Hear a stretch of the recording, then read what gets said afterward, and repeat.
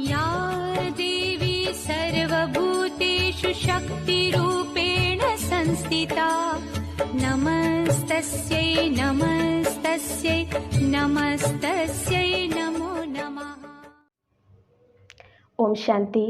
हम आपका तहे दिल से स्वागत करते हैं, अभिनंदन करते हैं।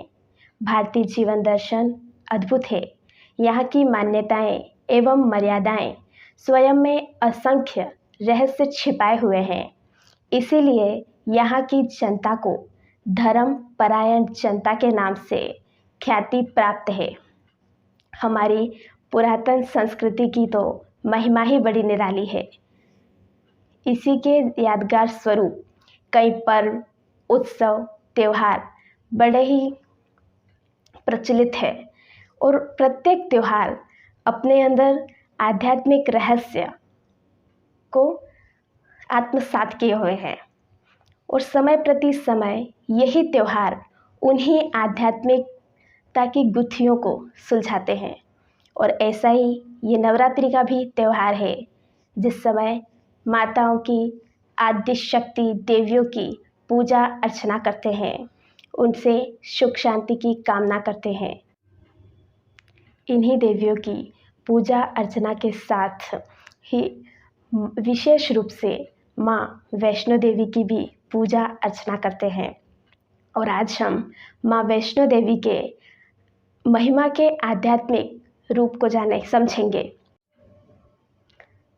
सदियों से हम माँ वैष्णो देवी की पूजा करते आ रहे हैं और हमने उनकी पौराणिक कथाएं भी कई सुनी हैं, जिसमें से एक पौराणिक कथा में कहा जाता है कि एक बार माँ वैष्णो देवी अपने परम भक्त पंडित श्रीधर्य के परम भक्ति से प्रसन्न होकर उन्हें वरदान देती है और उन्हें दर्शन देती है। कहा जाता है कि हंसाली गांव में पंडित श्रीधर्य रहते थे, जो कि निसंतान होने के कारण बहुत ही दुखी थे। नवरात्रि में उन्होंने अपने घर कन्याओं को बुलाया भोजन के लिए।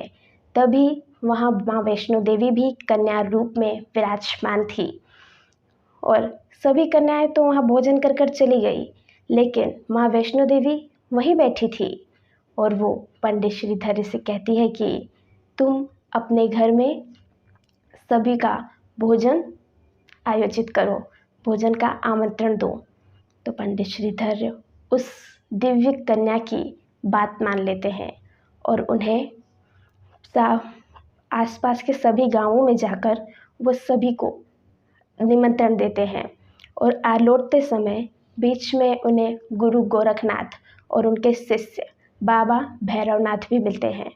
वो उन्हें भी निमंत्रण देते हैं। निमंत्रण देने के बाद सभी गांव वाले बड़े आश्चर्य से सोचते हैं कि आखिर वो ऐसी कौन सी कन्या है, ऐसी कौन सी दिव्य कन्या है जो सबको भोजन कराना चाहती है। सभी पंडित श्रीधर्य के घर एकत्रित होते हैं। फिर माँ वैष्णो देवी कन्या रूप में सभी को एक विचित्र पात्र में भोजन परोसती है। परोसते परोसते जब वो बाबा भैरवनाथ के सामने जाती है तो भैरवनाथ उन्हें परोसने के लिए इनकार कर देते हैं और कहते हैं कि मैं खीर पूड़ी नहीं खाऊंगा, मैं तो मांस भक्षण करना चाहूँगा और मदिरा पान करना चाहूँगा। तभी माँ वैष्णो देवी उन्हें बड़े प्यार से समझाती है कि ब्राह्मण के घर में कभी भी मांस भक्षण नहीं किया जाता।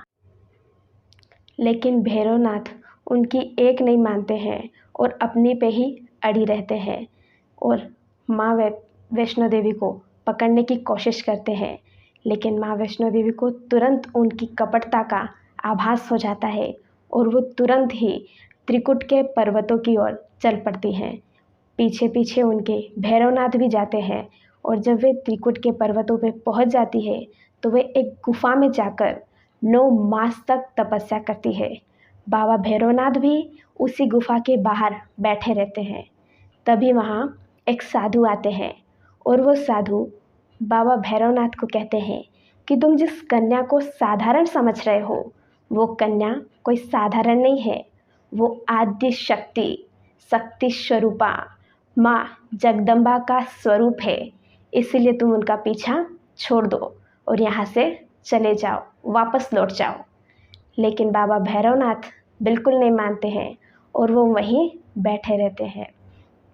तभी माँ वैष्णो देवी गुफा के दूसरे रास्ते से बाहर आती है और बाबा भैरवनाथ को चेतावनी देते हुए कहती है कि तुम यहाँ से वापस लौट जाओ। लेकिन बाबा भैरवनाथ बिल्कुल नहीं मानते हैं और वहीं बैठे रहते हैं। तभी माँ वैष्णो देवी अपने काली स्वरूप में उस बाबा भैरवनाथ का वध कर देती है। कहा जाता है कि वध के पश्चात बाबा भैरवनाथ को अपनी गलती का एहसास होता है और वो अपनी गलती की क्षमा माँ से मांगने लगता है, क्षमा याचना करने लगता है और मुक्ति की कामना करता है। लेकिन करुणामयी माँ उसे क्षमा दान दे देती है और उसे यह कहती है कि जो भी भक्त मेरे दर्शन के लिए जब मेरे मंदिर आएंगे तो मेरे दर्शन के पश्चात वो तुम्हारे दर्शन करने के लिए तुम्हारे मंदिर में भी अवश्य आएंगे। तो आज भी ऐसा ही होता है, जो भी भक्त दर्शन के लिए माँ वैष्णो देवी के दर्शन के लिए जाते हैं तो दर्शन के पश्चात वो बाबा भैरवनाथ के भी दर्शन अवश्य करते हैं।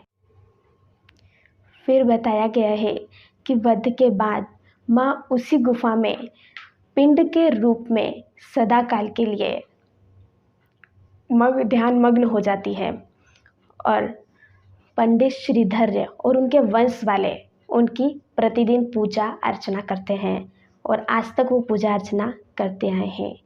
इस पौराणिक कथा को यदि हम सार समझें तो यही है कि जब सारे संसार में अधर्म का राज्य फैल जाता है और मनुष्य मात्र के अंदर, सभी के अंदर आसुरी वृत्तियाँ आने लग जाती है, तभी परमपिता शिव परमात्मा इस धरा पर आकर भारत की माताओं और कन्याओं को वो ज्ञान देते हैं। ज्ञान दे करके उनकी बुद्धि रूपी कलश ज्ञान से भरकर आसुरी वृत्तियों का विनाश कराते हैं। इसी के यादगार स्वरूप नवरात्रि में सर्वप्रथम कलश को स्थापन किया जाता है और अखंड ज्योति भी जगाई जाती है। अष्टभुजाओं में अस्त्र शस्त्र दिखाते हैं। इसके पीछे भी आध्यात्मिक रहस्य है। उन्हें प्रकाश का चक्र दिखाते हैं, अर्थात वो उनकी सर्वोत्तम आसुरीता पर विजय का और संपूर्ण पवित्रता का प्रतीक है। उन्हें सजी हुई मूर्त में दिखाते हैं, वो उनके गुण रूपी गहनों से सजे हुए रहने का, सुसज्जित होने का प्रतीक है। और उन्हें शेर की सवारी दिखाते हैं, अर्थात प्रकृति जीत की निशानी है। जब वे देवियाँ संपन्न हो जाती है तो भार जगत के आधारों से निराधारित हो जाती है और प्रकृति भी कि कितनी भी आपदाएं विपदाएं इनके ऊपर वार नहीं करती, लेकिन इनका सत्कार करती है, या कहो इनकी दासी बन जाती है।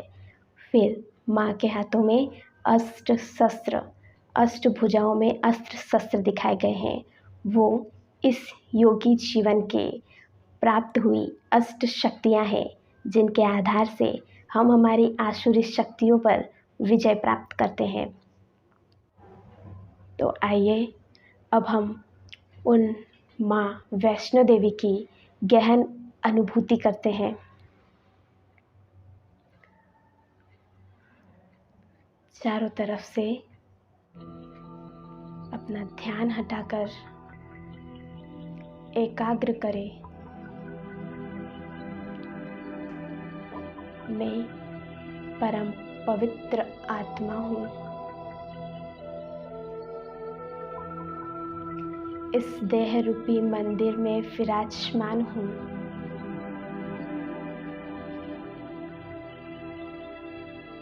मैं शुद्ध पवित्र आत्मा हूँ। परमपिता शिव परमात्मा जो सर्व शक्तियों के स्रोत हैं,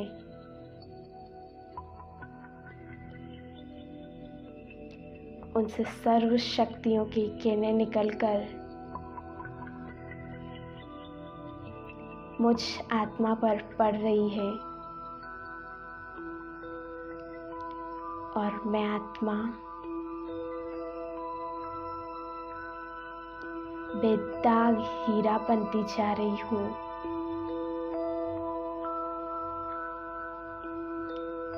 मेरे अंदर से सारी आसुरी वृत्तियाँ नष्ट होती जा रही है। मैं सर्व शक्तियों से संपन्न बनती जा रही हूँ।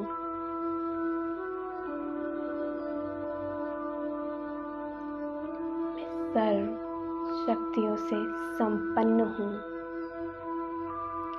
अनुभव करें, परमात्मा की किरणों से मैं अष्टभुजाधारी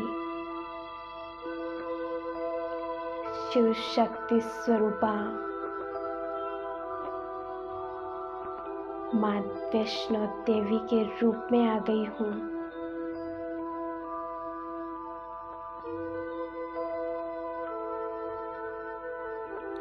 मेरा आभा मंडल शक्तिशाली हो गया है।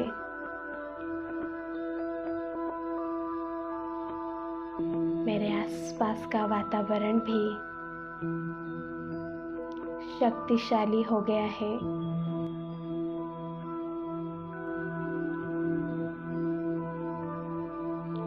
और जो भी मेरे संबंध संपर्क में आते हैं, वो सुख शांति की अनुभूति करते हैं।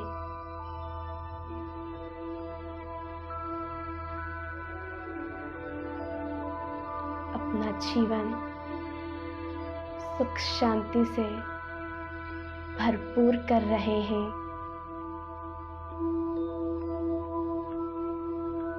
मैं माँ वैष्णो देवी ऊंचे पर्वतों पर विराजमान हूँ।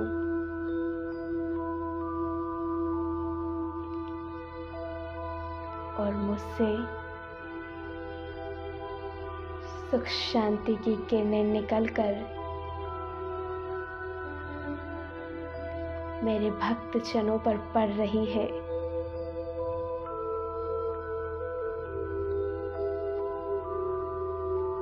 सभी सुख शांति से भरपूर हो गए हैं।